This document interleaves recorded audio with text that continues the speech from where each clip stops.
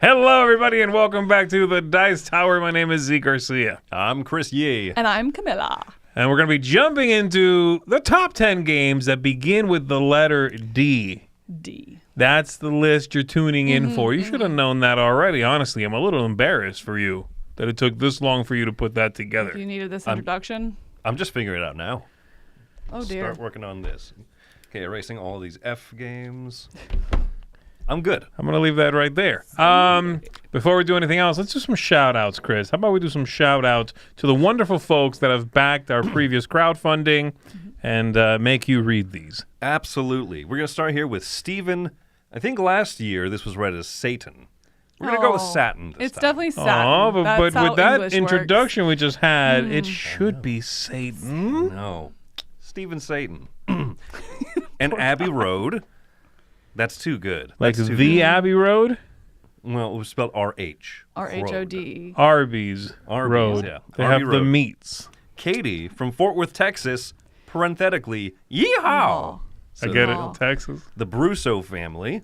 Heck yeah. Nacho. Yes, please. I love nachos so much. I Also, love also nachos. Jack Black reference. yeah, oh my gosh. Matt Hardman. Little known fact, that's the name of the role that he played in Kong Skull Island. That was a deep. Is he kidding? That was, yeah, that was he was kidding, but it was a good way to come up with a movie he was in that wouldn't have been one of the mainstream ones. I don't That's think good. anyone, does anyone know what his name in that character? The character's name is He doesn't know. Matt talking about Hardman. That's what A it is. movie? I don't know. Yeah. The Von I won't. Weersy family. Nan, Mose, T sigma unequals O. I don't know if that's a formatting error. I'm assuming that's it didn't come over. Or they rap for a living. T sigma unequals A. And the puppies. And the puppies. Oh, The Campbell Did they family. send us pictures of the puppies? They didn't? puppies No. are called division I'm gonna and need- subtraction. That'd be a good name. The Campbell family, Ryan, Haley, Riley, done. Michael Capel, and Alan Holtgravy. Alan Holtgravy. Captain. By day, a mild-mannered politician. By night, Holtgravy. Sounds like WWE. Stopping chicken consumption across the nation. Holt that gravy. Still going. You're writing a new Jack Black role as we speak. Holt gravy. That's who he played in Year Zero. He was in that movie. Yes, I know. It's weird. Anyway, Cut. I'm out of today's it today. top 10 list is sponsored by Grip Mats, everybody. Grip Mats make wonderful play mats for specific games, many of them, or also just generic play mats you can pick up for yourself and utilize on your busted-looking table. Let's take a look at this video. Hide your table. This show is sponsored by Grip Mat. These custom playmats come in regular texture or with their custom grip surface, so cards, tiles, chits, and miniatures won't slide around during your games. Make setup a breeze, upgrade your play experience, or just beautify your table with a Grip Mat. Check out their Etsy store to see their huge selection of custom playmats for many of the best games on the market. So it feels a little bit funny to ask you guys, but did you have any prerequisites or thoughts, the things you thought about when putting together the top 10 list of games that begin with a D? I know one thing you had to do. Yeah. Start with the letter D or the word the. Yeah, the or an. I had to start with the letter D. I had to have played it. Yeah. And logged the play. Okay. Because if I played it and didn't log the play, Doesn't then count. I didn't You think didn't about play it. it. Because No. that's where I went to BG. I was like, my logged plays went to the D section and went through those. So, Did any of these that's all. surprise you? They made it on the list. Just one of them. Just one. A lot of them, like a lot of these are kind of known. We might have talked about them in the top 100s before. We talk about them frequently. But there's one that's like a nice, pleasant surprise. Okay. No, I definitely had it down to like 15 and struggled to get it down to 10. And already I know of 2 that I forgot because I didn't log the plays. Oh, then you didn't If play. anybody else says them, let us know. Oh, I will. All right, With here we go. gusto. Let's go ahead and kick it off with number 10.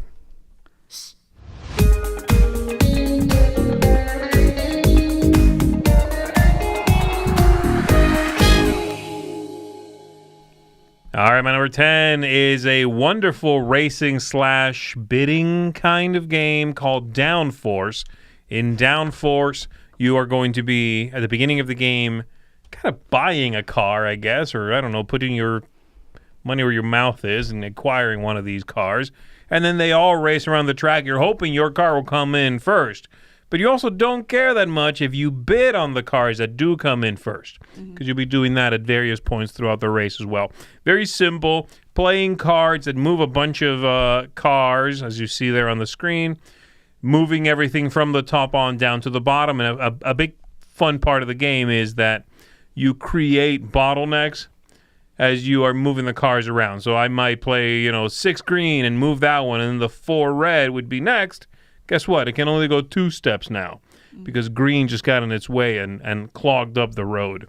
And that's kind of part of the fun, is you can sequence these things to mess specific movements up. I really enjoy that. It's a punchy game. It's really quick and short. I like this one a lot. Number 10, Downforce. I think this one's interesting because it's a racing game that has a way that you can win outside of winning the race. And I think that's really unique in it. Right. So, Yeah, and it has some cool expansions. I don't know if you've tried the one where, like, the animals, like, as you pass certain areas, like an elephant comes out onto the course and, like, blocks some of the pathways. You're thinking of Formula E. I know it sounds like Formula E, but I think there's one that has, like, new things pop onto the track and create even tighter bottlenecks as I you're don't think playing I've the ever route. seen that. No. Yeah, it's an interesting one. Yeah. I've played the first expansion, and then there was another one, right? It's like Danger Circuit and then It's the something second else. one, Yeah. I haven't played that one, no. Okay. interesting. All right. All right, my number 10 is a card game, mostly cards only. What? I know, that's why it's number 10.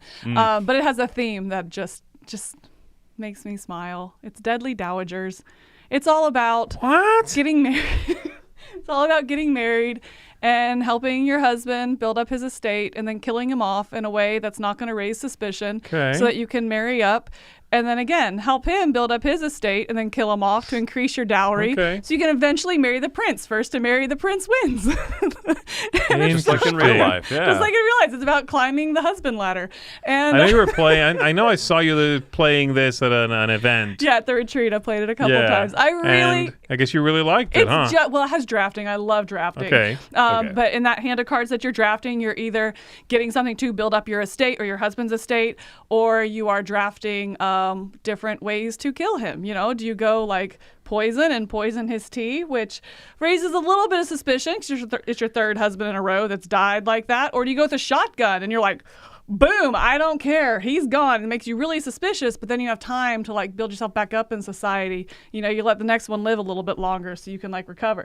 Yeah, because there's literally a suspicion tracker, it's literally right? a suspicion track. And the shotgun's not an automatic, like, over-the-top one? Yeah, no, I know, it's they're not. like, oh, she was in the wrong place at the wrong time, covered in blood and right, holding at the a end of my shotgun. shotgun. These things happen. It's like it just makes me laugh. Like you get it, and you actually find yourself mechanically thinking about this. Like, do I use the dagger or natural causes? No, he doesn't have a heart murmur. It's fine. No, we're going shotgun. You actually like mechanically see yourself thinking because that'll move this track, which will move that one. I don't know. It just makes me smile and laugh, and I find it really interesting, and I like drafting. So my number 10, Deadly Dowagers. Chat in the chat. What? Divorce. Divorce. All right, this one is a surprise. That is. Yeah, I enjoy it. For me too. I wasn't expecting that. Yeah. All right, my number 10 is the one that starts with the word "the," immediately followed by the word that starts with the letter D, which is the Dragon Prince Battle Charged. What? What? Where am I? Like, this is 2 back-to-back way crazy picks. What is this? So this is a bit of an unmatched kind of style game, like head-to-head. So it's based on the cartoon show, the animated series Dragon Prince. Of course. My family really love it. We love it, right? They're coming out with the 7th season at the end of this year. Yeah. That should be the end of the whole series. I'm excited about that. So that plays a little bit into it, right? But then also, good sculpts, you take 2 different characters from the show, shuffle their deck together, and then you duel. And so it has a little bit of that, you move around on a grid map, but it's just very clean for this type of game. I tend to be very picky with stuff like this. And so this one, I think that a lot of the theme comes across. The characters behave and function the way that you'd expect them to based on, are they magical? Do they talk with animals in the show? Like, what kind of abilities are built into those cards? I really like it. It has a very, very clean system. Maybe too simple for some people who are deep into more robust games in this genre. But for me, it's like right where I want it to be. That's interesting. I've never heard of this game. I've also never heard of this show. Yeah, okay, that's fair. Have you? No, I've not. No, I love what Mike Heller said. It's like, oh, Chris is the one that bought this game. Like, the one. Yes. Chris is the Wow, owner man. of Is this game. fairly new?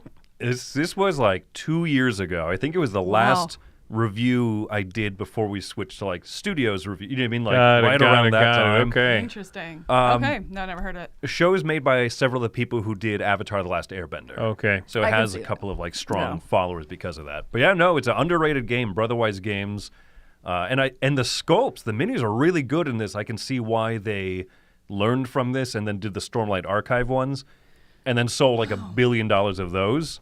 And they're like, oh, okay, but they practiced on this. Right. Well, to be Yeah, from them, yeah. I'm surprised I didn't come across this at Gen Con or Essen. Like, I've never even seen this. Well, I've never it's seen it at from- a flea market. That's what I'm I've saying, never right. seen it at anywhere. Like, Yeah. I've just never seen it. Wow. Kind of a big like whiff, and I think it just didn't go anywhere. Huh. Oh, Okay. it's too bad. Yeah, it's neat. I'll happily teach it anytime. That's my number 10. Dragon Prince Battle Charged.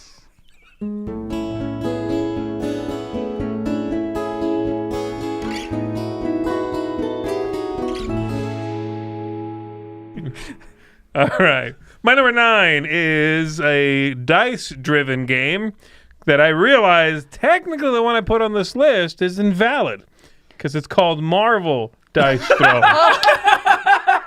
But I don't care. It's Dice Throne. That's what the game is called. I just happen to prefer the Marvel-flavored edition of this. Dice Throne is kind of Yahtzee meets, I don't know, dueling, fighting or something. You are Yeah, going to it's be like dueling Yahtzee. dueling instead of Yahtzee. banjos. Exactly. You are going to be rolling dice. You have a character. You roll dice. You use those dice to activate special abilities, and you smack each other down. You also play cards to make those abilities better, to let you manipulate the dice, to gather more spending power, that sort of thing. This one's 9 because I don't love it as much as a lot of people I know do. I find it to be a little complicated for how sort of dumb it is. And I don't mean anything bad by that. I mean, literally, it's kind of a goofy game. It's Yahtzee, right? It really With, is Yahtzee. You roll a few times. Ooh, I'm going to put it here and hit you for 9. Right. And then on top of that, there's so much. This is unpreventable damage. This is unavoidable damage. This is damage that you have to first run through this colored filter. This is like this card you can only play during this stage. There's a lot of stuff there that I think gets a little bit in the way of just getting the game to the table. But I do enjoy it, and the Marvel one and the Christmas one. What? There's that Christmas one with Santa Claus Santa and and Krampus. Krampus. What? Yeah. Oh, I'm back in. Yeah, that one's right. good too. I like that one. Those are fun. Those are very fun. And they managed to give you a little theme based on these characters. You know, like you play Thor, he's throwing the hammer, recalling it, doing Thor stuff. Yeah, I like this one. Number 9, Dice Throne Marvel Edition. We're renaming Saved it. it. Going to BGG now, changing the entry name. Right. Yeah. It's going to go to You're good. colon Marvel. My number 9 is something I think I'm just really in the mood for right now because it is one that I associate with Halloween specifically. And this is Don't Go In There. It is kind of a dice game, like what you were talking about. But there's these 3 locations that you go to and you put your little meeples out. When that location has 3 people there, then it resolves and you will draft one of the 3 cards there, but not before taking on these curses. And so as you're drafting the cards, they each have different powers that if you get 3 of this kind, for example, you can get rid of 2 of them. Or if you get two matching twins, then you could discard both twins. But those twins individually are worth 4 curses. So if you don't get the other twin, then you just got 4 curses at the end of the game. So it's all about it's golf scoring, whoever has the least curses at the end of the game. I really like it because it's just a bunch of different sets of cards. So you can play with the twins, and you can play with the mirrors, and you can play with the clocks. Or maybe you and your play group don't like the clocks, and you want to play with the ghouls instead, or something like that. So you just pick a couple of these, you shuffle them up, and you lay out the location. So it's very simple to get into, Yeah. and also just evolving. There's a lot of tension, with the dice rolling, which are going to bring curses, with the placing of your meeples out, really wanting a location to trigger. I really enjoy this. It's a quick play, quick to get to the table, and just kind of, again, I'm kind of feeling it, I think, right now, probably because of the season a little bit, but I really, really like Don't Go In There. I think it's underrated. I think so. It's underknown, I guess. Yeah. And it's one of those games that really is good for the season because the entry level is pretty low. Right. Yeah, you can play this with families very easily. I mean, I even taught Joey. Yeah. Wow. I know. Wow. I wasn't expecting that. Given he lost, he didn't really understand golf scoring, but it's okay. I'm doing great. He's like, woo! I got so many curses. It almost reminds me of like a Knizia design, like in just how entry level it can be, and not overwhelming, but some cool decisions. It still has some cool tension to it, right? Where you're like, you really want someone to go there. You're like, you went there first, and then you're like, oh, I'm glad you went there first because you just got really cursed with the dice rolls. Like I like that tension of it. Yeah. So that's my number 9. Don't Go In There. My number 9 is one of the first games I played with Zee, actually. He taught me this one. Yeah, you. I remember that, and I was like, you're going to need this someday when you do your top 10 games that begin with the letter D. He was so sagely and wise. I've always appreciated. When you taught me Decrypto, played this for years now. I love this. Well, this is one of those games that's almost a party game, but definitely too cerebral for like an easygoing party setting. Yeah, this is more complicated than the one you just talked about. Yes. And that's not a party game. Not really. You know what I mean? Right, right. No, this is one that I feel like it takes half the game to really understand. You're like, okay, they said this, so it means not that. I'm thinking the opposite. Like I always have to explain multiple times in the game how to think. Yeah, exactly. Because your team sees the same 4 words every round, and you're trying to give clues to make your team guess it. Guess the second word, fourth, and third, because that's the order, the little card I drew. But the fact that you're giving you're giving clues to the same words round after round, and the other team is trying to then figure out what they are, is so clever. And the fact that both teams do it to each other simultaneously, mostly. So 8 rounds of this is just like, if it makes it all the way to 8 rounds, it is so tension filled. Like, how do I give a clue that will not give away what every one of our words is, but it's not so obscure that my team just completely flubs it. Right. It's great. And that's a careful line you have to balance. It's like, give the answer to your team, but not too much that the other team gets it. Like it's a very precarious kind of walk. Yeah, exactly. Yeah, I love this one. So yeah, number 9, Decrypto. Nice.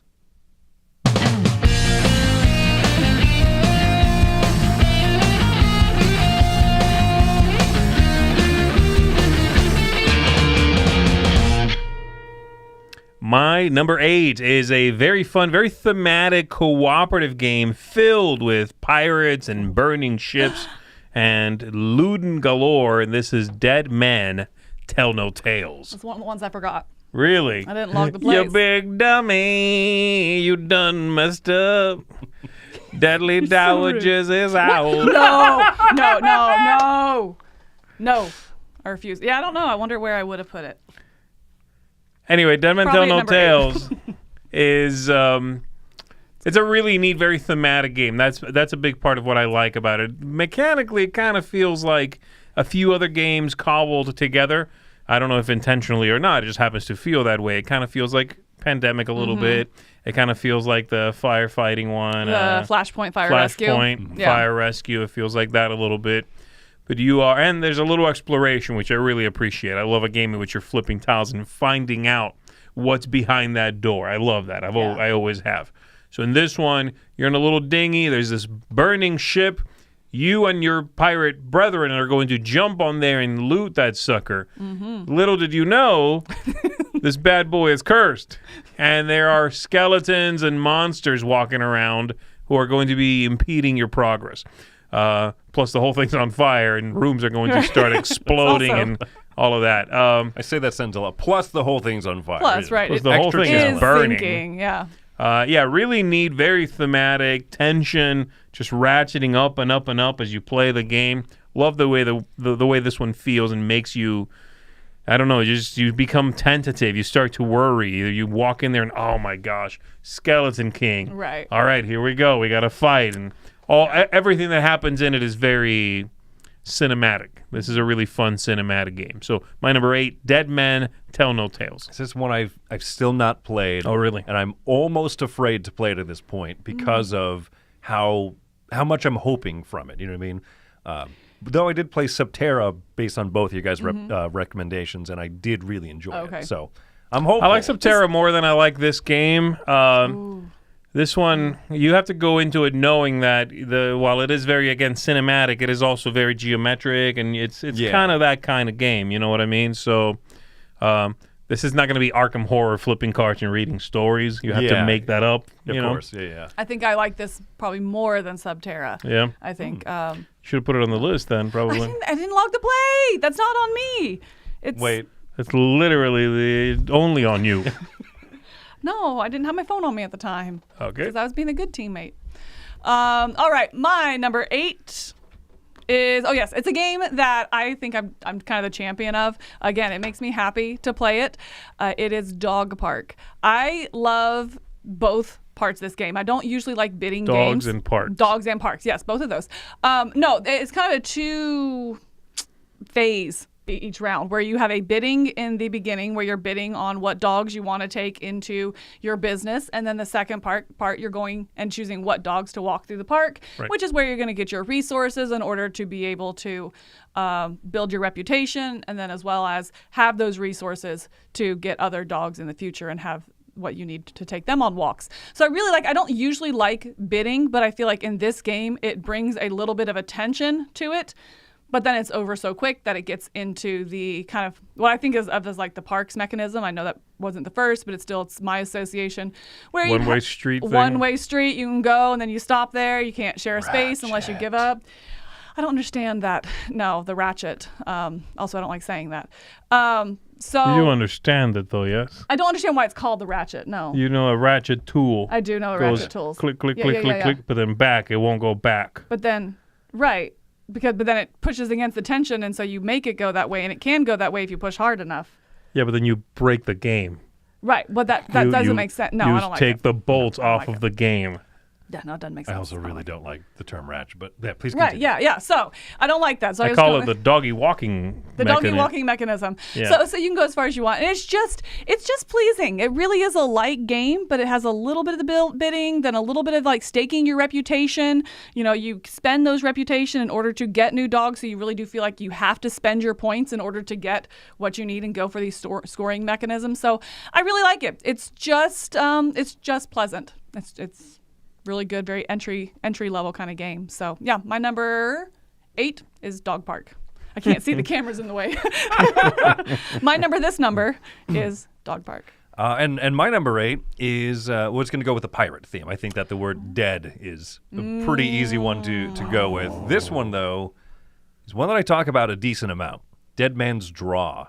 Oh, that's not what I thought. Oh yes, the push your luck Okay. game. Another great game for Halloween this time of year, actually.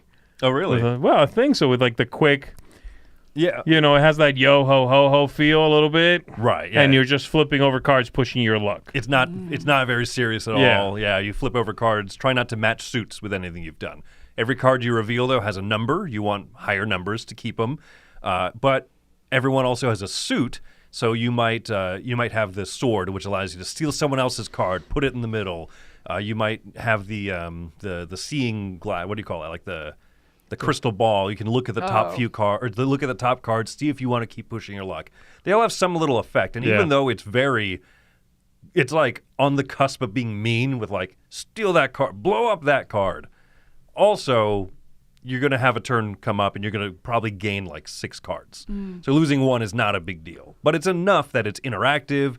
The players at the table matter. It is that kind of like, yo-ho-ho, gruff attitude where you're like, oh, you took some of my stuff. I'm going to take something of yours. Ha, ha, ha.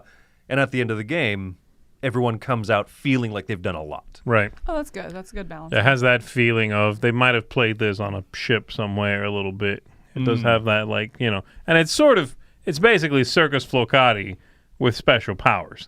It is, Because you're doing that whole, like, you cannot flip the Yeah. same suit twice or you bust. Right, Okay. exactly. That's it. You know what I mean?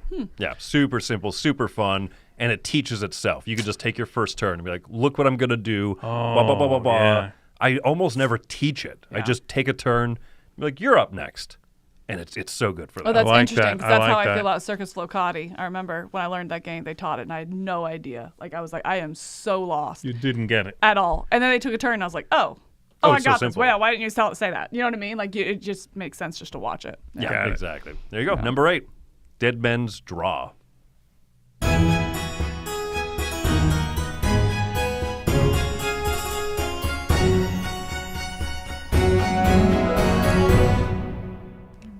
My number 7 is a pure abstract. And it being the season of Halloween, I knew it had to be on here because of the theme really comes through. This is Donuts with a D, Donuts. Oh, with a As D. opposed to, Donuts with an H. As opposed to OUGH. okay. In this one, you are lining up. I don't know. Don't worry about it. In this one, you are taking turns playing out these donuts of your color, so your chocolate or vanilla theme, trying to get a certain number of your donuts in a row. The idea being wherever you play one, your opponent has to play their next donut following the line that is printed on that space. So I'll give you an example. If you look at the top left-hand square, it's up and down, that split between the pink and the white. If I play there, then my opponent has to play somewhere below that space in that column. You'll see some diagonals. You have to play on that diagonal. You have to play on that, whatever. Sometimes it's impossible. Like the top right corner is impossible to play. Like if I play there is no more space in that diagonal. So that means the next player gets to play anywhere they want to, which is a real power move. Because now you set the pace for where I need to play next and so on. And you're trying to, again, kind of line things up. Really neat, super simple, 15 minutes, 20 minutes tops. Nice production value on this one, too. They've made it a few formats of this, actually. I just saw one at a convention, which was like almost pocket size. It was like a tiny little dinky production of this. Oh, really? Yeah, I was like, oh, okay, I guess that's cute. I like mine because the donut pieces are nice wooden discs. Yeah. They're a little bit, prettier. But yeah, this is a fun one. I really like it. So obviously not for everybody. It's an abstract. But for me, I really enjoy it. Number 7, donuts. I picked this up because of trying it out with you, and it gets a lot of play at my house, actually. Oh, really? Nice. Yeah, Okay, I cool. really Yeah. like it. Yeah, I like it a lot. All right, for me, my number 7 is, I think, probably the newest game on my list as I'm looking through here. I'm pretty sure. It is Draft and Write Records, so it's also my like roll and write entry. Hey. I am just enamored with this game. It has drafting in it, so it has that roll and write, that flip and write feel, because you do have your board that you're filling out, but it's based on the cards that you're drafting. Mm-hmm. And you're drafting either musicians for your band or just kind of the support crew, people to do your sound system or your manager, that kind of stuff. So you have these parameters to draft people, or you're drafting symbols as well, which then gets this like combo-tastic. So you're filling out your schedule, and sometimes when you fill out your schedule, that gives you money. And so then you get to go spend money on your track, which is going to open up different venues that you can perform at. So it has this like managing this rock group kind of Right. feel to it. But boiled down, you're drafting a card and taking that power and playing it out into your sheet of paper, which, then combos off each other. So yeah, I really like it. It's just a good, thinky enough flip and write, roll and write, draft and write, whatever in that realm.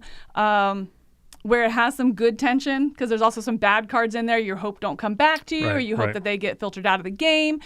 It's just easy to get to the table once you learn it, because it's not an entry level roll and write kind of game. Right. You know what I mean? There is a little bit more going on, but it's also not as much overhead as what I think like Hadrian's Wall or something. I haven't played that one, but that's kind of one that I hear is a pretty in-depth one. Yeah. So it's a good like in that realm, like a middleweight, kind of blank and right kind of This game. is one I want to try again because I thought that the combo-tastic thing that I'm normally a huge fan of verged on the too much combo-tastic-ing. It was like that Yeah. feeling of like, I get this, and so I unlock this other thing, which is actually I can mark on 2 places. Okay, so I'm going to keep a finger here and remember that, okay, I mark on this place. Wait, that unlocks 2 bonuses. Okay, well, I got this lingering one. Okay, and now I'm going to go mark this. Nothing bonus. Good. And this other one. That's one more bonus. Okay, so there's this, like, you know, it's the cascading is so, there's so much of it sometimes that I'm left sort of like, did I do everything I need to do? Do I need reminder tokens? You know what I mean? See, and I know because we had that discussion because I usually have a lower threshold than you for that. Like, I do get lost in those super combo-tastic turns.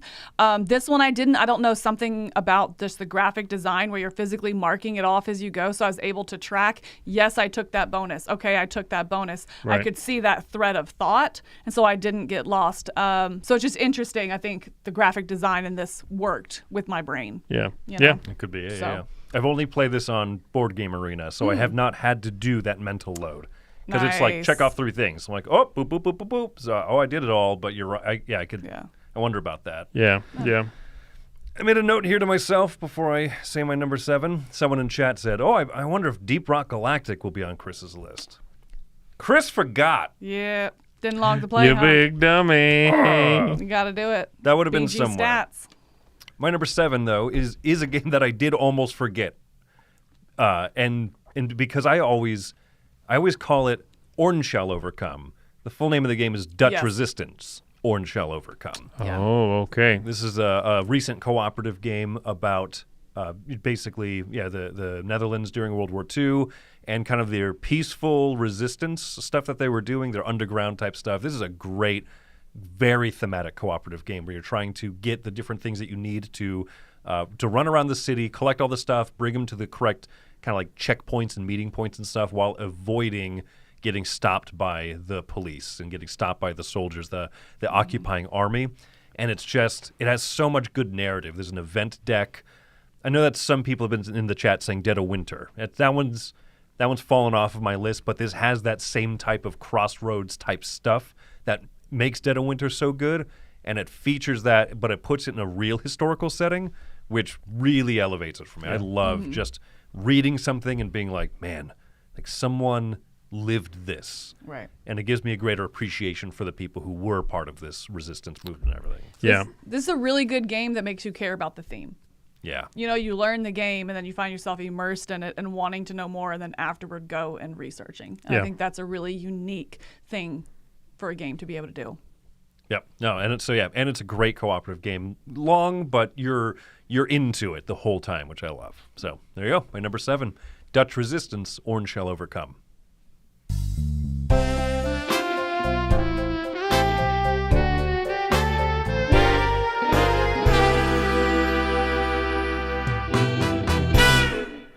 All right, my number 6 is a party game that goes by the name of Dixit. And this is, Oh, wow. in my mind, I think this is the OG Walk the Razor's Edge board game, party game. And I'm referencing this specifically because you brought up Decrypto. And I think from Dixit, this whole school of party games has come out where it's about doing something not too much or too little, threading the needle, you know? Give a hint that is not too overt, not too obscure. Give a clue that isn't too obvious, but isn't too obscure, you know what I mean? And Decrypto does. I mean, so many party games now have this built into it. And I feel like before Dixit, where the idea is, again, you give a clue, you put a card in there that's just a visual aid, right? An illustration. Everybody throws in an illustration. Shuffle that up, and everybody votes on the one they thought was yours. You want somebody to get it. You don't want everybody to get it, and you don't want no one to get it. Your clue was too obscure. Ever since this came out, I feel like there's been such a deluge of these kinds of games in a good way. I think they're great, and I can't think of any that had this kind of thing before Dixit. Okay. I think Interesting. I've seen a comment somewhere that like, oh, 1 or 2 games has done it before, but clearly this is the one that broke the floodgate. Yeah. Kind of like Pandemic. There were They were cooperative cooperative. games before, but that's the one that kind of broke down the Sure, barrier. sure, to them. yeah. Okay, interesting. And I still think it's just lovely. This is, again, the barrier of entry here is incredibly low. It's a gorgeous game to look at. You can play with just about anybody. You can play with any parameters you want to. You can play in another language. You can play by making noises instead of words. You can do whatever you want, and the game will adapt to that. So I really enjoy this one. It's one of those that's just so incredibly easy to reach for. Everyone's going to very quickly understand it, and you're going to have a good, pleasant, you were talking about, a dog park feeling pleasant. Yeah. This is a game that's going to feel very pleasant. When you bomb it, you're like, oh, okay. When no one gets it, you're like, oh, okay. Like, you move on. Right, you know what I mean? yeah. I like that about it. Well, this is one that I don't care for the game, but I never have a problem sitting and watching. And so I think that's unique about it as well, that it's like, hey, it's not one that I care. My brain doesn't work around it. I'm not creative enough on the spot. Like, I don't enjoy playing it. But I definitely enjoy sitting there and being part of that as other people are trying to put it together, and kind of the inside jokes that come from it, and Sure. the weird associations. Like, it's one that even if you're not playing, you can enjoy being part of that group. Yeah. And you're it's, right for that. it's You're unique right, in yeah. that. So There you go. my number 6 is Dead Reckoning. It's a pirate game. I really enjoy the card crafting in this. It's something that John D. Clare, the designer, is kind of known for, that he's done in a couple games. I find this one to be a really great mix of going out and exploring the seas and trying to build up your ship and your crew, and managing when you're going to go out further and explore further, and when you're going to go back to town to drop your stuff off and bury your treasure, I guess. And I love that balance, but what really makes it sing is that card crafting. It feels like a deck builder, but really the deck builder is you are leveling your crew up. You are making them better. You're making your hand asymmetric as you go in, and you give them special powers, and it's a very manageable deck builder. It's feeling, you feel like you have personality in your crew as you're doing this, and kind of honing in on your strategy to be the best pirate. So yeah, I really, really enjoy Dead Reckoning. Can you do that pirate voice again? I forgot it already. No, you'll have to hit rewind. Kind of went like that. I kind of went like that. I'm a good pirate. That's good pirate voice right there. Thank you. I should run a pirate and let that boy go. Pirate. Sling blade. If you don't get the reference, it's a movie. Don't worry about it. Yeah, I didn't get it. All right, number Dead 6. Reckoning. Thank you. Number 6 for me is a big worker placement game, one that I do feel has some nice kind of little thematic attachments to it. This is called Darwin's Journey. And this is very, very, very much a mechanical game, but there's I haven't played this yet. Oh, it's been on my list. it has a nice sense of exploration. Is the game about placing out workers to move up on tracks? Yes. But those tracks represent, going to the different islands in the Galapagos. And then as you reach certain islands, you can move up other tracks called islands and go explore inland. So if you break it down just purely mechanically, there's not much to it. Besides, there's a lot to the game. That looks like a lot.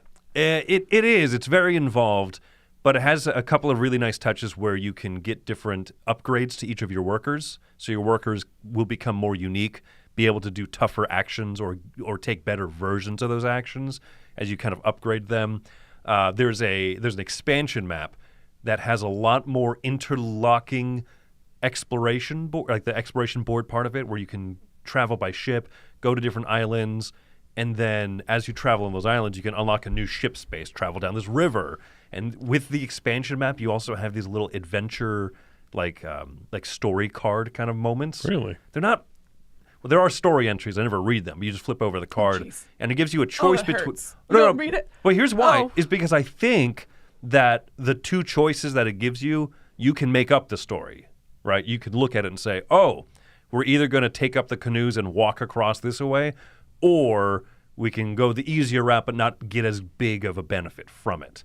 Right? You can go to the back of the book and read.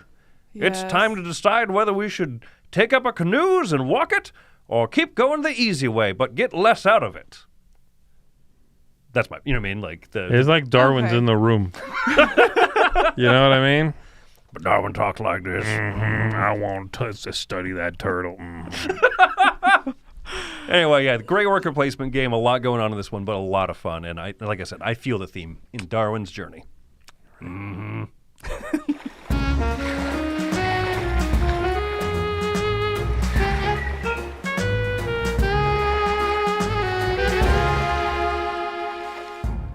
Let's talk about great theme and a theme coming out of a game. Yes, tell This me more. is a fantastic gumshoe-style game called Detective City of Angels.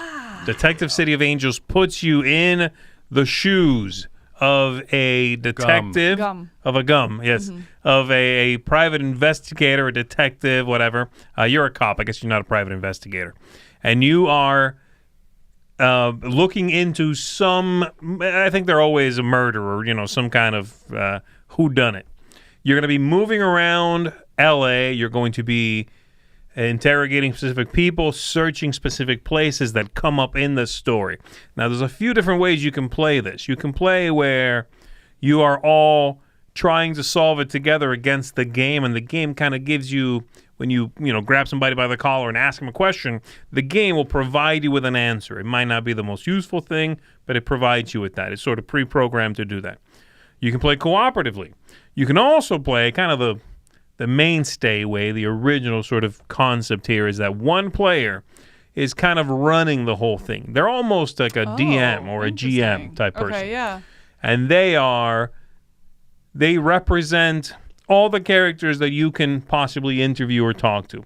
So when you go somewhere and there you find, Lucky Luca or whatever, and you're like, hey, tell me what you know about whatever, then that player selects an answer to your question, puts it in this little envelope, only showing a sliver of the card, and shows you that, gives you that.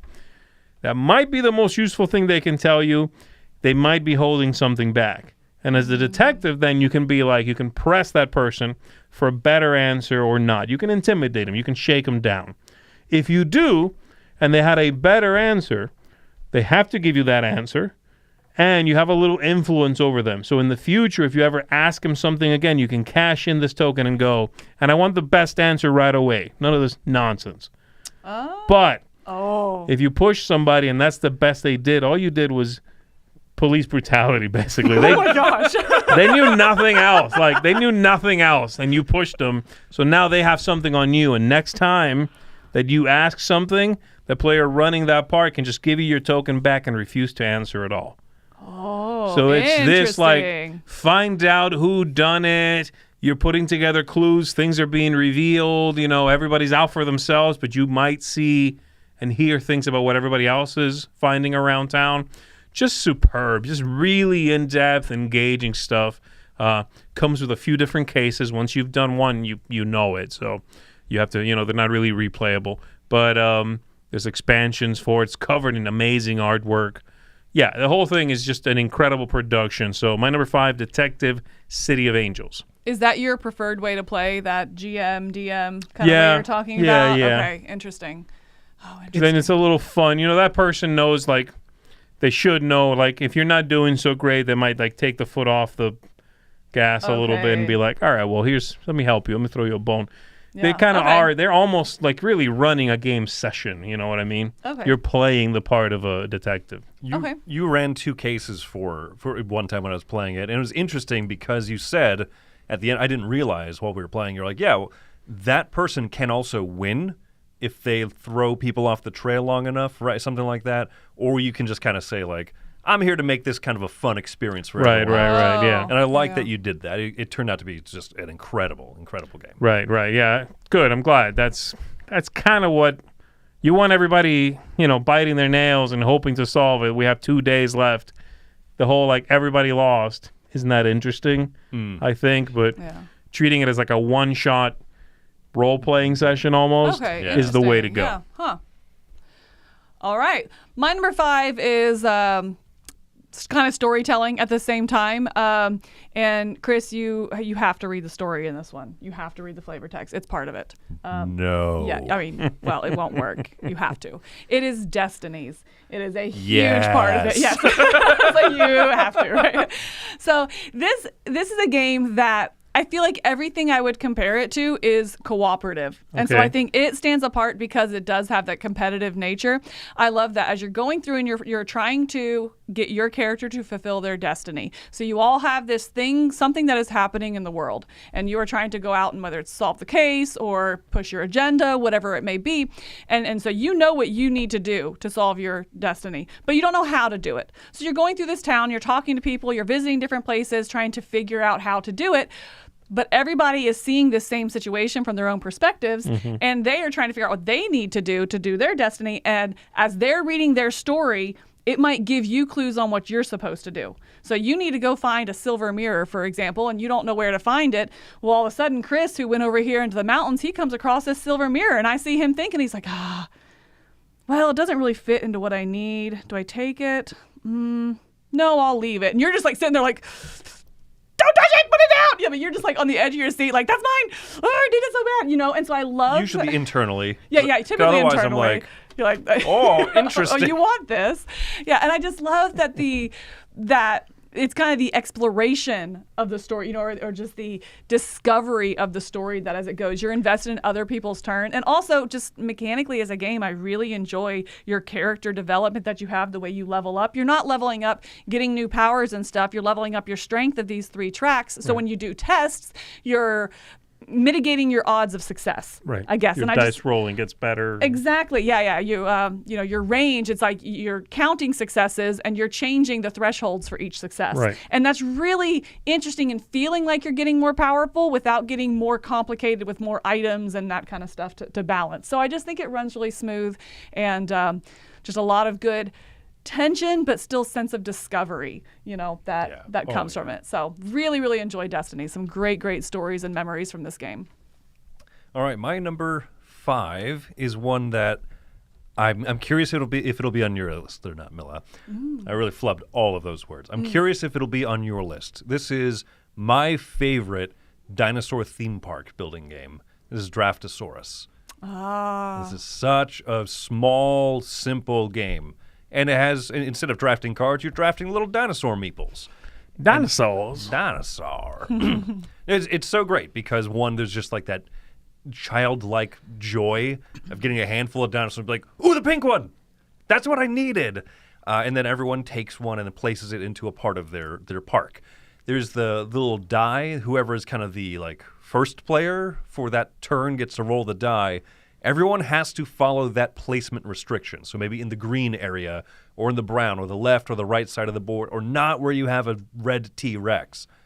But if you're the person who rolls the die, you don't have to follow that restriction. Yeah. There's just something really dumb and fun about that, about rolling something that you don't want and going, I'll do it anyway. Yeah. And it comes together super well. The 2 expansions are fun, but I think unnecessary. Just the basic game is pretty affordable, very easy to entry point. Yeah. I play this with my daughter. I can play this with gamers who are still at the end of like 15 minutes. We're like, all right, that was pretty robust. That was pretty good for being so small.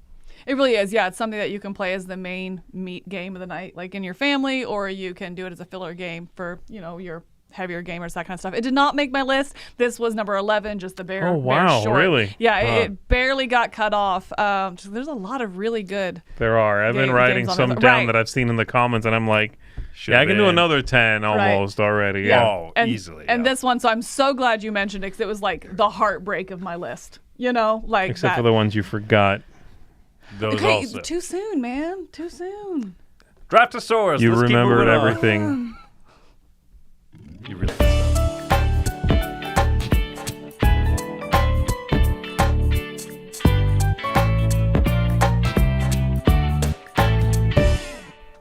My number 4, I expect to be on Camilla's list. Really? We learned it at the same time. And if it isn't on your list, then I assume you forgot it also. My number 4 is Daybreak. Daybreak is a cooperative game from the designer of Pandemic. I'm giving nothing away. Okay. All right, poker face. In this one, you are going to be collecting cards, playing those cards out in front of you, building these columns of cards that you'll be triggering for special abilities. In front of you also, you have this long green board. It represents a part of the world that you are playing. It might be China. And so tokens on there represent the pollution, the green energy versus the other energy, your crises that you are dealing with, and you're trying to reduce all of this stuff.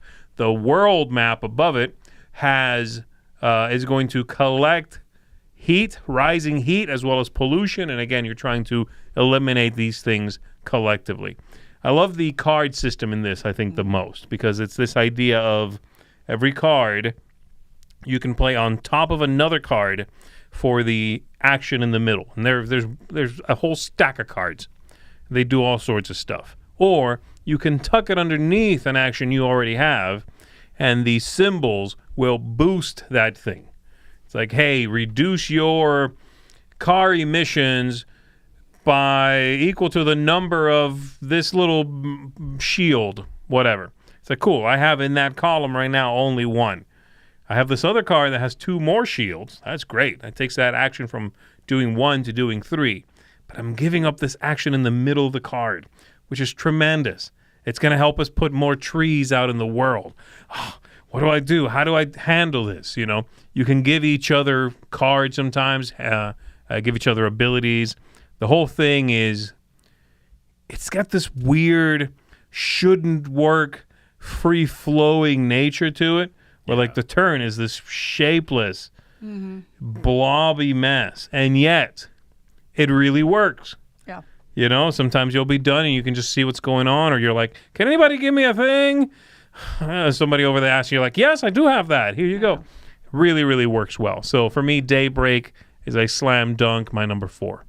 What's funny is that the card system in this is very similar. I'm sure that this was independent design, that Matt Leacock and I forget the name of the other co-designer, unfortunately. I'm sure they came up with it independent of the people who designed Peanut Butter Belly Time. That idea of like tucking things underneath to strengthen what's on the top, or changing the card that's on top but using all the previously tucked stuff. Same kind of thing. Much sillier game. Peanut Butter Belly Time. Peanut Butter Belly Time. Okay. Yeah, I'm sure that wasn't independent. If it began with a D, it'd be on my list. All right, my number 4 is, my number 4 makes me really happy. It is Dragon Keepers. I love this game. You do? I do love this game. Oh, it just makes me happy. It's, again, and it's not a drafting game. I guess it's a, I don't even know what the mechanism is called. It just makes me happy. That's all you need to know. So you are a dragon keeper and you are training your dragons, and there's some theme there, but I think it falls apart pretty quick. You have to read the story. Not on this one, no. It has cute dragons and they breathe fire. So there's this book in the center of the table which gives you 2 options of dragons you can pick from. So like right here, you can see there's a green and a red. And so you can draw one of those into your hand up to 3 times on your turn. From there, if you'll look back at the book, how it currently shows a 4 and then a blue dragon, that means you can play 4 blue dragons out into your tableau. Right. And I really just find this to have a great tension to it, because you really want that extra red dragon, but that means you're going to flip over that next top, and maybe you're trying to play 4 blue dragons, but then you flip over that blue one and now it's 4 green dragons. You're like, I don't have green dragons. But that's what I love about the game, is then you get to mitigate it. If it's your turn, you can actually take one from your hand and put it back on top of that book one time, which is great for you. But after you take your turn, everyone else gets a follow action. So they can now play 4 blue dragons, and then if they can and if they want. So there, on other people's turns, you're also tense because you're like, I really want them to choose red. I can see you have the ability to play red. Please keep it at red, because you have these little like bonus turns almost. Yeah. And it is the highest points wins, but it also has this little bit of a race kind of feel to it, because the end game is when a certain number of amulets are built.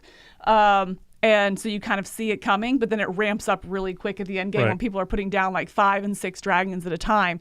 So I really, really enjoy this one. It's just pleasing. It's simple to pick up, quick to play. And again, once again, has that kind of tension to it. It's got some funky mechanisms too. You know, the idea that it is it's like a comfortable little card game generally, a bit of a comfort food type game. Yeah. But to explain it takes a little bit, because it's a little strange also. Right. It is not a draw 2 cards, discard one, or play a set kind of game. This ain't Rummy. It's a weird game. It's got some weird sort of the front and the backs of the cards. Right. And some pattern building in front of you. There's some funky stuff that happens in it.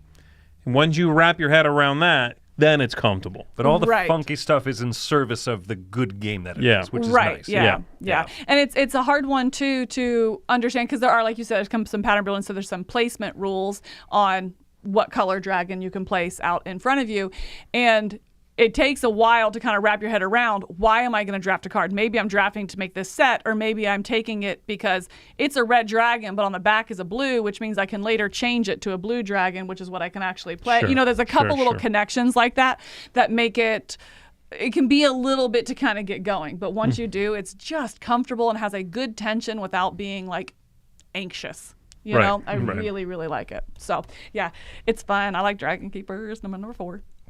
My number 4, if you ask Tom what is the theme of this game, he will tell you that it is brewing beer.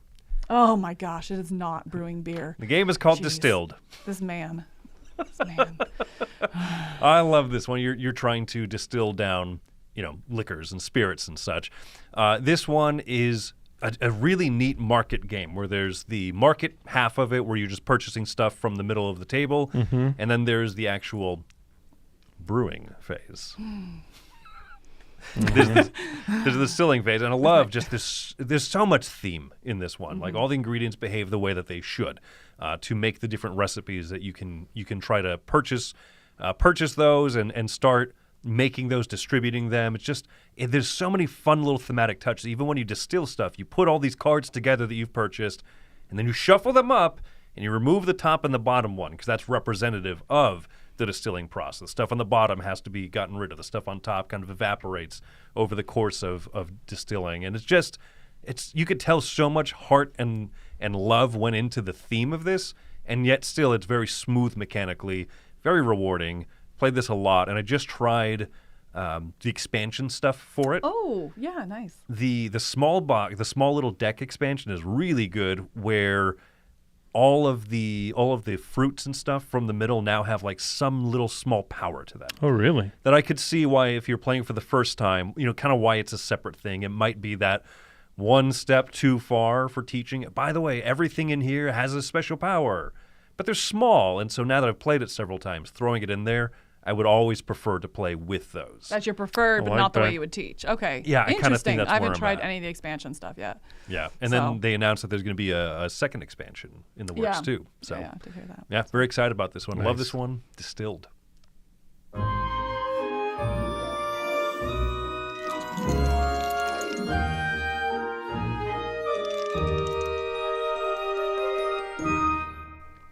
I'm expecting to see some version of this on Chris's list at the very least here, and this is Dune Imperium. I don't. Before you even ask, I've never played the other one. Uprising. Okay, I haven't played Uprising, so this is not Calm a commentary down. on like Zee thinks Dune Imperium is better than Dune Uprising. I never played the other one. From what I hear, they're very similar anyway. So this is the one I've played. This is the one I like. Talk about a tense game. This is the opposite of Dragon Keepers. Dragon Keepers and many of the games we've listed are very soothing games. They're relaxing. This isn't that. This is, in a very representative way of the theme, kind of a drag-out, tense fight, a sort of layers of intrigue all at play at once. The game manages to make you really scrape for 10 victory points. The whole thing is 10 victory points. But you are going to be, it's blood, sweat, and tears to get all 10 of those. Yeah. The way you do that is by, building a deck of cards. You're purchasing cards, and then you use those to either take actions on the board, visit various places, discard the card, go there, or keep the card and use them for this big fight that's happening. And if you win that, then you get some benefit. Generally, victory points being one of them, especially later in the game. Those things kind of ramp up. This is not a game I can play very frequently. Yeah. Because it definitely, I remember last time, I think it was the last time I played with you, and it was just sort of like, after the game, I'm like anxious. I'm like worked up. It's a difficult game. But it is a tremendous achievement. Really an interesting game. Dune Imperium is fantastic. And I've heard Dune, what's the other one you can call it? Uprising. Yeah. Dune Imperium Uprising, yeah. I've heard that one's, I don't know. I've heard it's pretty good. I don't know. Yeah, I've no, heard this is a really I've good heard one. it's really similar actually, so I don't know. Yeah. But yeah, that's my number 3, Dune Imperium. That's a good one. My number 3 is a crossover. Is this my first crossover with anybody? I think We haven't so, had yeah. any crossovers We haven't had yet. any crossovers. This is wild. This is it. Number 3 Let's is go. the newest to me game on the list, and that is Distilled. What? Oh, I love it. I Oh. played it. I know. Can you believe it? I'm so excited. Oh, I the played fake it. out. I like it. what Oh, a fake out. It's so good. I know. I tried so hard to be quiet. You did Oh, good. oh, Yeah. thanks, You were quiet. I know. I'm sweating now from it too. All right. Distilled You got the is so- dunes. They call I that got- having I got the the dunes. dunes. No, I don't have the dunes. I waste not this sweat for you.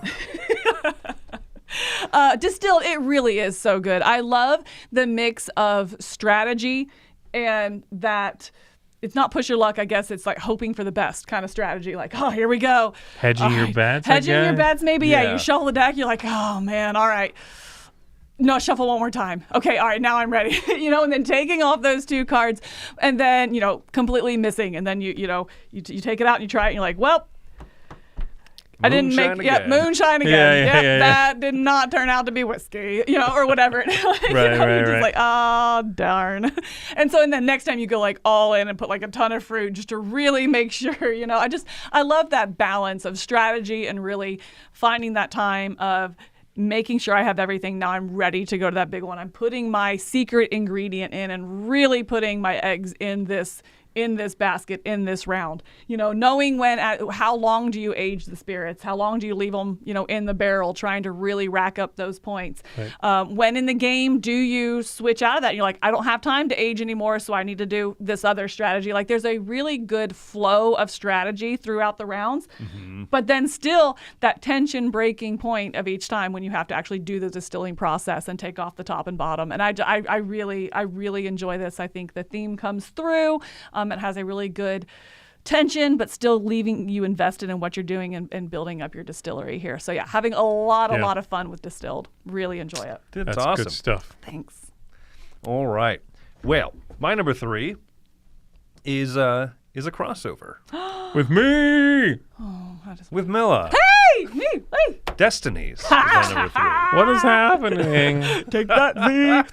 I adore Destinies for everything that you said about it, right? This is probably the most thematic game that I just adore. Probably is. You're right. Yeah, it's just all story driven, and there's good mechanisms to it, but really, I do play it because I like leveling up and becoming better mechanically, but just the story that unfolds and the fact that I saw some chatter earlier.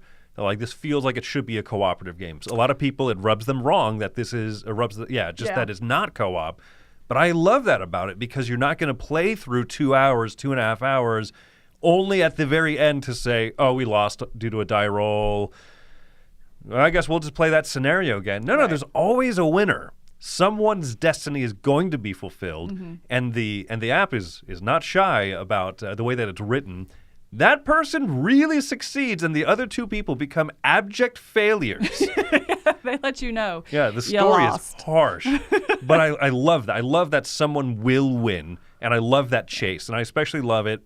Oftentimes, I feel like even if someone feels behind, they get to maybe trigger their finale arc, and so then it becomes this wild race where like, oh yeah, I got this, and you flub a couple of rolls near the end, and someone else is catching up. And you're like, yeah. I adore that. I love really so good. much about this. And I mean, I think you're right that it does catch some flack because it's not cooperative, and that's what I think you expect going in, because everything you would compare it to, if I'm explaining this game to somebody, I'm only comparing it to cooperative games. Right. But for me, that makes it stand apart and different. That's why this one would come out over a different one at some point. So, yeah. Exactly. Number 3, Destinies.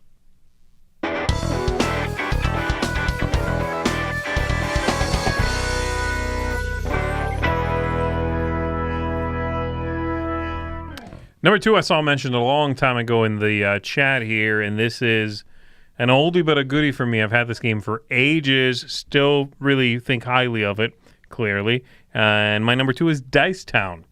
Dice Town it's a Yahtzee-style game. You're going to be rolling dice in a cup.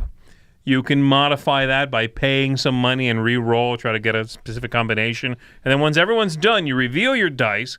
and you see what you win. You go through this whole town where you check who rolled their poker dice. So they have, aces, kings, queens, jacks, 10s, and 9s. And so you check who's got the most 9s. That person gets a gold nugget from the riverbank for every 9 they rolled. Great. Who's got the most 10s? They hold up the bank. The bank or whatever, the little carriage coming to the bank. They steal money from that. Who's got the most this, the most that? Who's got the best poker hand? They get land deeds. And so you take cards that represent land deeds in town. There's action cards. It's sort of like a lot of wheeling and dealing. The game has that feel of wheeling and dealing. You're not really doing that a lot, but it feels like you're sort of carving up this town, moving in, muscling people out. It's very alive, very lively. Okay. And so you go back to rolling. You do that until the land deeds are gone. You're going to get points for leftover money, for those gold pips, for land deeds. It's a lot of... This is a vibrant game, and by that I mean this is not Darwin's Journey where you're like the story won't matter and it's all about the mechanisms, which are very robust. This one is rootin' tootin', things are happening in the Old West kind of game, It's a great convention game. It has an energy to it that feels real good to play. So, yeah, for me, Dice Town, it's a winner. It's my number 2. I was taught this by a guy who was so excited to try it. He had learned it. He had read. I think he maybe watched some videos and stuff on it.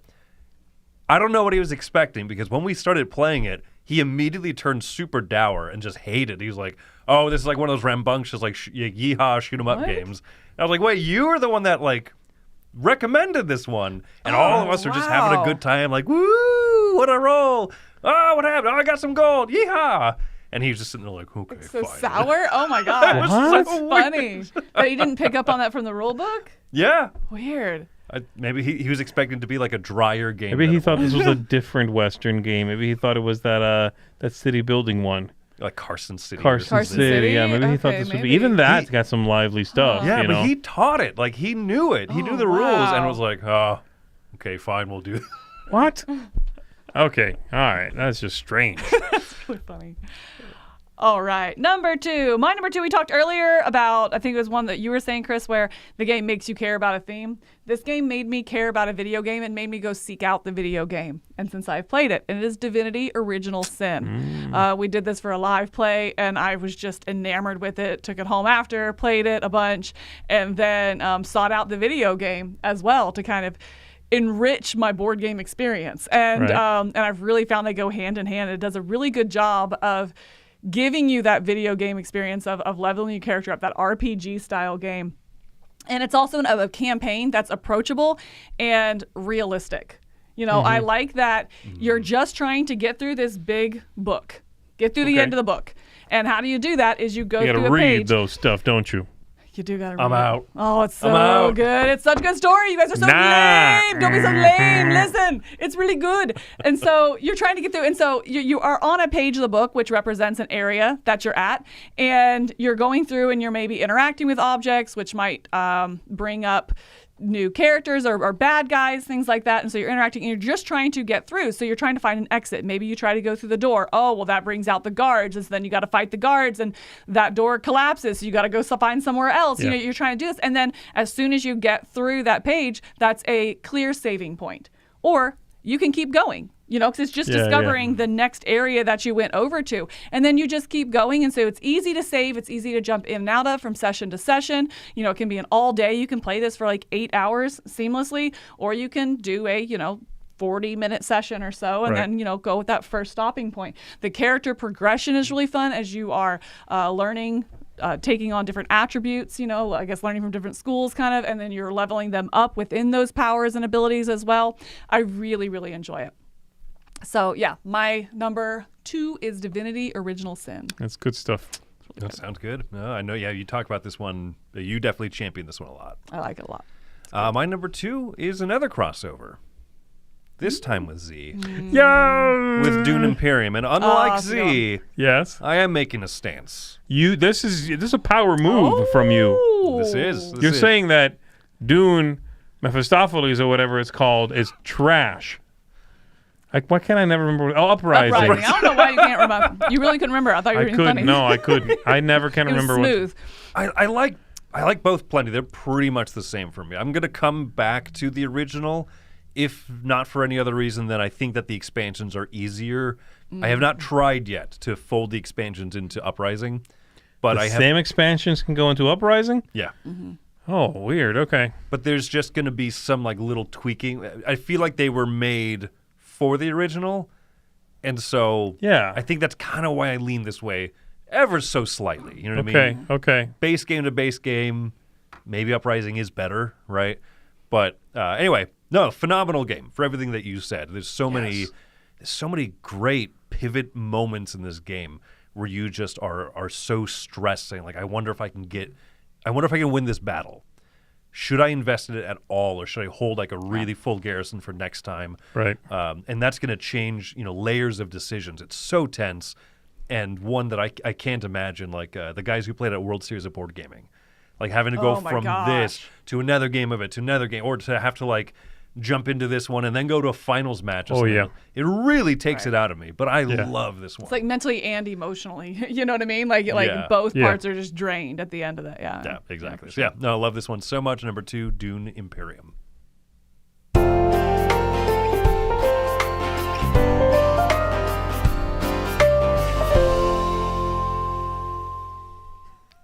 All right, and lastly, my number 1, I believe somebody called it a long time ago in the chat there, and apparently you can get this very cheaply now too, which kind of breaks my heart. But my number 1 is Deus. Deus is has a little bit of that thing we were talking about with the card tucking and things sort of getting better over time.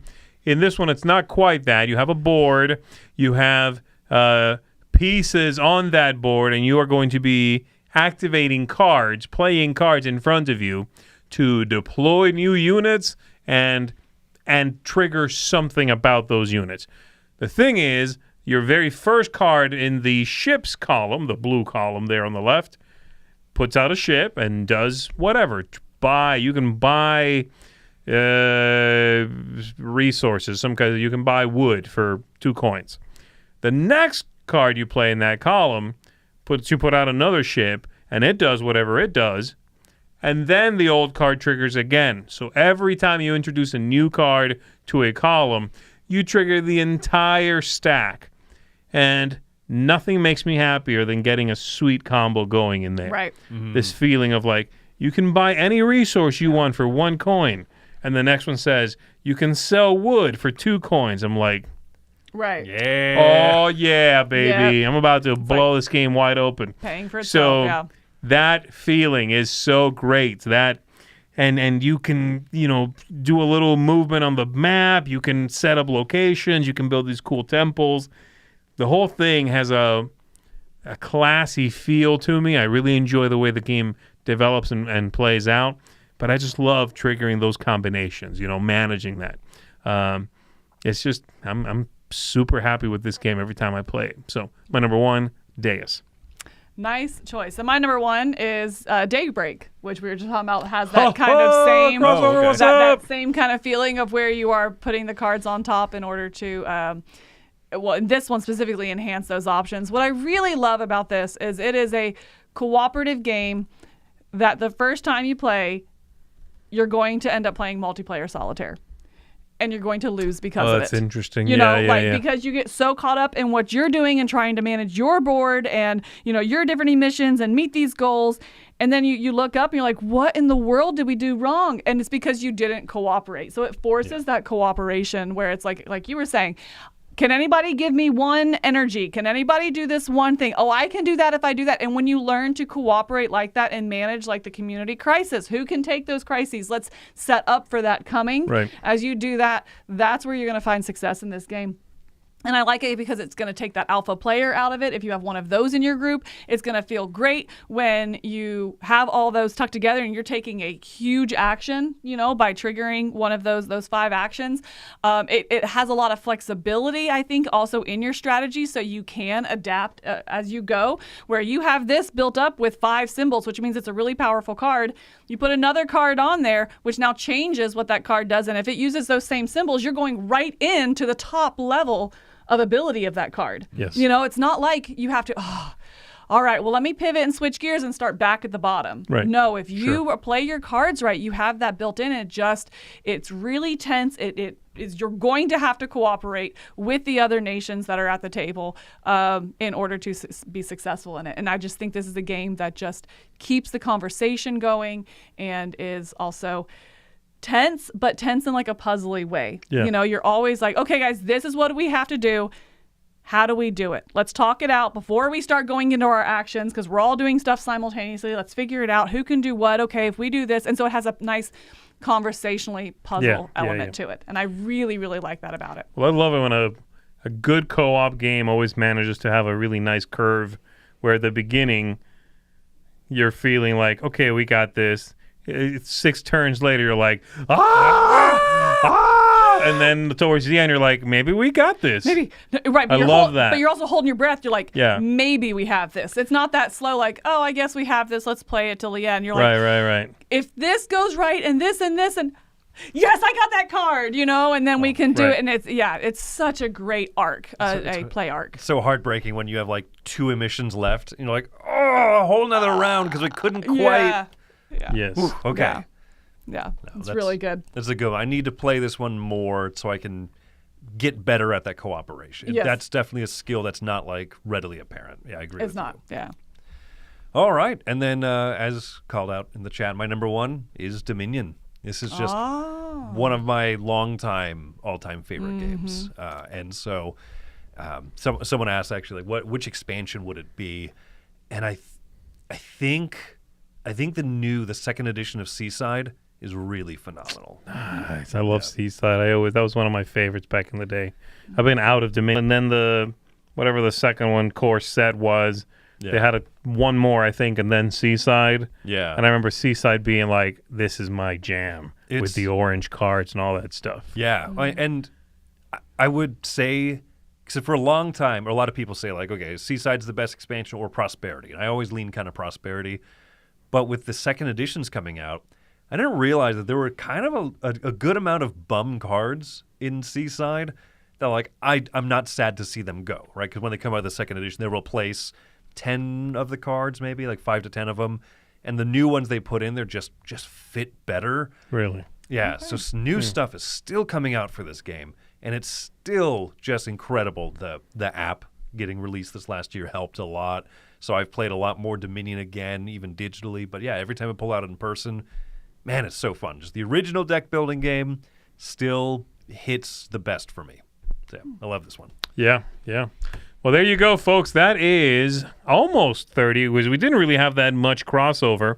Almost 30. Well, one with each of you, I think, is that That's all? it, That I yeah. have just one with each of you. Yeah. Wow. There you go. That's a lot of games to look into. Some off the beaten path picks in there for both of you, which I was very surprised by. I love that. And just getting to talk about things that you might not get to talk about, might not fit on another list, and we get to put it on this one.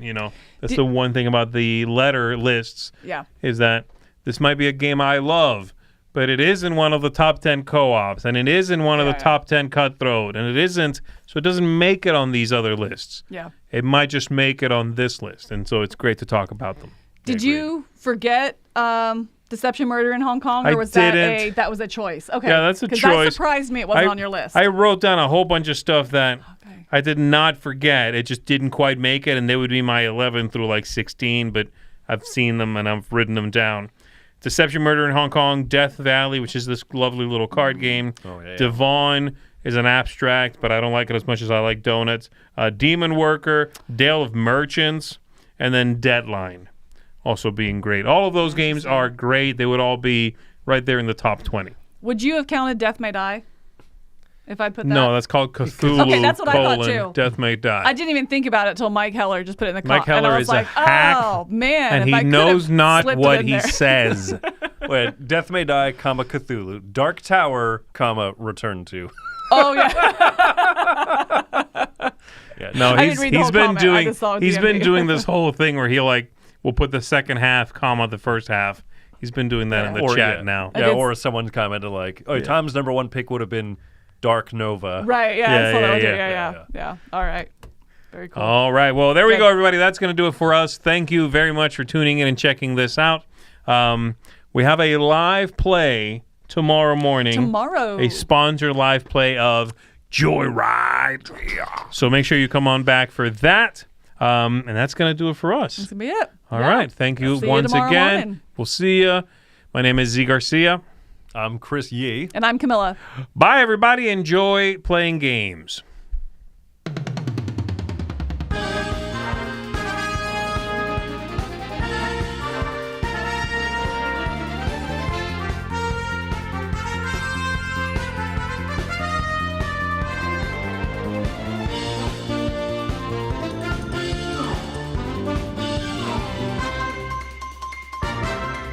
Hey folks, thanks for joining us for that video. If you haven't yet, like the video, subscribe to the channel, and hey, make sure you check out what's happening where I'll cover an app on an iOS or a Switch device, and you can check it out along with me. Thanks very much. You've been watching The Dice Tower.